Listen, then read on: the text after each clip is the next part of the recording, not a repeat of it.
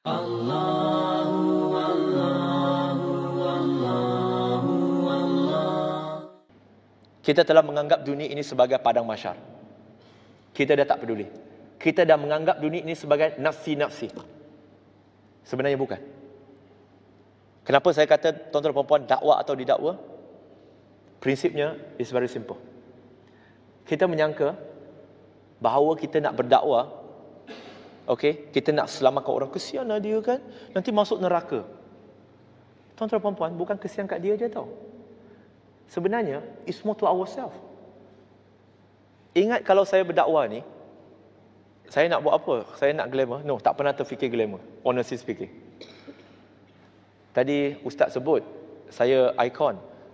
Tapi secara jujur, saya tak pernah rasa diri saya ikon. Kalau ada orang rasa saya ikon, Alhamdulillah. Moga Allah ampunkan apa yang mereka tak tahu. No. Tapi tuan-tuan dan puan-puan, is more kepada nak selamatkan diri sendiri. Daripada diri ini didakwa oleh Allah Subhanahu Wa Taala di akhirat, didakwa oleh sahabat-sahabat. What am I going to answer to Allah di padang mahsyar bila Allah tanya kepada saya, Allah dah bagi hidayah kepada saya, tetapi apa yang saya dah buat? Sebagaimana dalam sebuah hadis yang diriwayatkan oleh Abdullah ibnu Mas'ud radhiyallahu an, hadis dalam riwayat At-Tirmizi, hadis hasan, hadis 2416 dan 2417, baginda sallallahu alaihi wasallam bersabda, kaki anak Adam tidak akan berganjak pada hari kiamat sehingga ditanya 5 soalan. Semua kita akan ditanya. Tentang usia kita, masa kita di dunia, tentang usia muda kita, tentang harta kita, dari mana dan bagaimana kita mendapatkannya, tentang harta kita, bagaimana kita membelanjakannya, dan yang kelima, tentang ilmunya, bagaimana pengamalannya. Dan apa yang saya nak jawab, ini saya lah. Saya tak tahu tuan-tuan dan puan-puan. So, saya harap tuan-tuan dan puan-puan jangan fikir saya datang sini nak paksa tuan-tuan dan puan-puan buat kerja. No. I can't.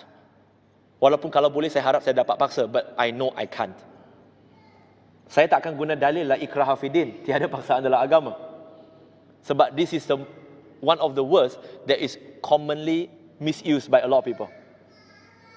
Tapi saya akan guna tuan-tuan dan puan-puan surah Al-Ghasyiyah, surah 88 ayat 21 dan 22, yang di mana Allah Subhanahu Wa Taala berfirman, fazakir innama anta muzakir lasta alaihim bimusaitir. Berilah amaran dan tugas kamu hanya memberikan amaran, dan kamu tidak diberi kuasa untuk mengubah mereka. Maka saya datang sekadar nak memberi amaran, memberikan peringatan. Saya cuma bertanya kepada diri saya, apakah yang saya nak jawab di depan Allah Subhanahu Wa Taala bila Allah tanya kepada saya? Now, ilmu tentang Islam mungkin kamu bukan ulama, tetapi you know the truth about Islam. That's why you become a Muslim. Mungkin untuk tuan-tuan dan puan-puan, you know the truth about Islam, therefore you remain as a Muslim. And that's why you perform your solat. Very good. You know it. Not necessary kita dah hafal banyak kitab. Anda kata, wallahu a'lam, Allah tanya saya tentang ilmu tu. You know, dalam Quran berapa kali Allah sebut tentang kul huwallahu ahad, kul ya ayyuhal kafirun, kul ya ahlul kitab? Tidak kurang daripada 332 kali. Banyak kali Allah Subhanahu Wa Taala ulang. Tidak kurang 332 kali dalam Quran. Kalau Allah Subhanahu Wa Taala tanya saya tentang ayat ini, iaitu saya dalam Quran 332 kali minta kamu kul. Apa kamu buat? Kamu cool. Saya nak jawab apa dekat Allah? Ini ilmu. Qul huwallahu ahad. Katakan kepada mereka, Tuhan Allah satu. Itu bukan cadangan. Itu perintah. Kalau tuan-tuan dan puan-puan sebagai bos, panggil Ali masuk. Lepas Ali masuk, kita bagi tahu kepada Ali, Ali, bagi tahu kepada Abu masuk. Takkanlah Ali tu pergi tanya dekat kita, bos, ini cadangan ke perintah, bos? Kita akan kata, common sense mana? Common sense. Tetapi hari ini, common sense seems like not common anymore. Common sense seems like not common anymore. Sebab bila Allah kata, kul, perintah. Perintah kepada Nabi, perintah kepada kita. Kul ya ahlu kitab, Allah perintahkan kita, katakan kepada ahlu kitab. You know what happened? This not supposed to happen actually. Hari ini, alhamdulillah kita di Malaysia, kita ada perlembagaan yang melindungi umat Islam. Perlembagaan Persekutuan Perkara 11/4. Ya, ada. Alhamdulillah, iaitu agama Islam, agama persekutuan dan boleh disebarkan kepada semua orang, tetapi agama lain tidak boleh disebarkan kepada orang Islam.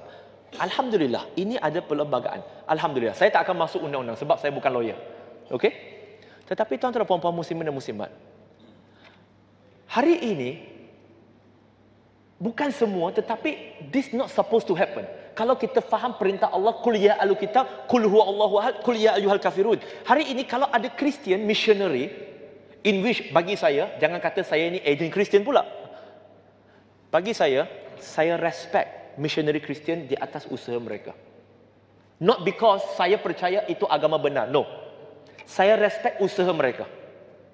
Tetapi hari ini, kita Muslim, bila ada Christian missionary ke dan sebagainya, kita seperti, oh takutlah, nak takut apa?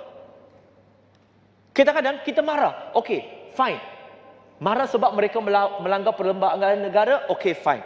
Tetapi tuan-tuan dan puan-puan, Christian is our customer. Just bayangkan, logical sense. Kita ni sebagai salesman, kita yang perlu cari klien. Bos kata, pergi bagi tahu kepada klien. Tapi kita tak pergi bagi tahu kepada klien. Klien datang office kita cari kita. Happy tak? Happy lah. Sekarang kita tak pergi kuliah Alkitab datang cari kepada kita. Happy lah. Ahlan wa sahlan, silakan. Silakan minum teh tarik. Tapi hari ini kita cuba tutup pintu. Why? Our client is coming to us. The commandment dalam Quran adalah untuk orang yang beriman bagi tahu kepada ahli kitab. Tetapi kita tak buat. Dan ini yang saya risaukan tuan-tuan dan puan-puan, kalau Allah Subhanahu Wa Taala tanya saya di akhirat, iaitu kul. Apa yang kamu dah buat? Kalau saya kata, ya Allah, saya sebenarnya Allah, saya ni kan mu'alaf. Boleh ya? Mu'alaf ni kira alasan paling cantik lah tu. Kan? Saya ni mu'alaf. Sampai bila mu'alaf, sampai matilah. So kalau macam guru saya, Syekh Husaini, dia dah masuk Islam 40 lebih tahun. Orang jemput dia ceramah pun tetap panggil. Hari ini kita didatangi oleh seorang ustaz mu'alaf yang memperkenalkan dia pula baru 30 tahun. Dia dah Muslim 40 lebih tahun. Saya pun tak tahu siapa mu'alaf. You see, keliru. Ya? Tak apalah. Okey. Takkan saya nak cakap dengan Allah, ya Allah, you know, I'm busy. saya ada bapa nak jaga. Of course, bapa masih hidup. Mak saya, isteri saya, anak-anak saya, rumah nak bayar. Saya kena kerja. Allah mana ada masa? Tuan-tuan dan puan-puan, di saat saya terfikir nak cakap tentang alasan itu, tahu tak ayat apa yang keluar dalam Quran? Immediately in my mind. Tuan-tuan dan puan-puan, Allah ciptakan kita, rasa-rasanya Allah tahu tak apa alasan yang kita ada? Allah tahu. Dan Allah dah bagi tahu in advance alasan kita, jangan try. Don't ever try this at home. Surah At-Taubah surah ke-9 ayat 24. Qul in kana aba'ukum wa abna'ukum wa ikwanukum wa azwajukum. Katakanlah, jikalau bapa-bapa kamu, anak-anak kamu, sanak saudara kamu, isteri kamu, rumah kamu, perniagaan kamu, keuntungan yang kamu takut kamu rugikan, lebih kamu cintai dari Allah dan Rasulnya, serta berjihad di jalan Allah. Maksudnya buat apa yang Allah suruh dan jauhi apa yang Allah larang. Maka Allah kata apa? Fatarabasu hatta yati Allahu bi amri. Fatarabasu, kamu tunggu. Bukan tunggu di Kelana Jaya. Tunggu di akhirat. You wait. Tuan-tuan dan puan-puan, ini Allah sedang guna ayat sindir kita. Okay. Ini lebih kamu cintai? All these things? No problem. Continue. You wait. Dia seolah-olah nak bagi kita mudah faham, tuan-tuan dan puan-puan. Ada seorang badan besar, waktu kita kecil-kecil, badan kecil-kecil, dia bully kita. Bila dia asyik bully kita, last kita tak boleh tahan. Kita bukan tak ada abang, kita pun ada abang yang saiz lagi besar, lagi sadu. Last bila kita tak boleh tahan, kita cakap dengan dia, you better stop. If not, you wait here. Rasa-rasanya mamat yang bully kita tu, dia berani tunggu tak? Dia gila kalau dia tunggu. Maksudnya, we are giving you warning. I'm not kidding with you. Bila saya kata, you tunggu, engkau tunggu. Kan kalau dalam filem-filem Melayu, drama-drama Melayu, oh, kau ingat kau hero. Tak apa. Kalau kau jantan, kau tunggu. Apa maksud dia? Itu adalah warning. Bila Allah kata fatarabasu, jangan fikir, okay, that's why I'm wait. Sebab tu saya tunggu. Bukan. Tunggu apa tuan-tuan dan puan-puan? Di akhirat nanti, what are we going to answer?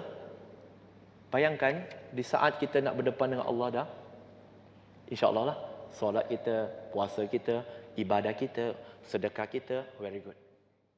Allahu, Allahu, Allah.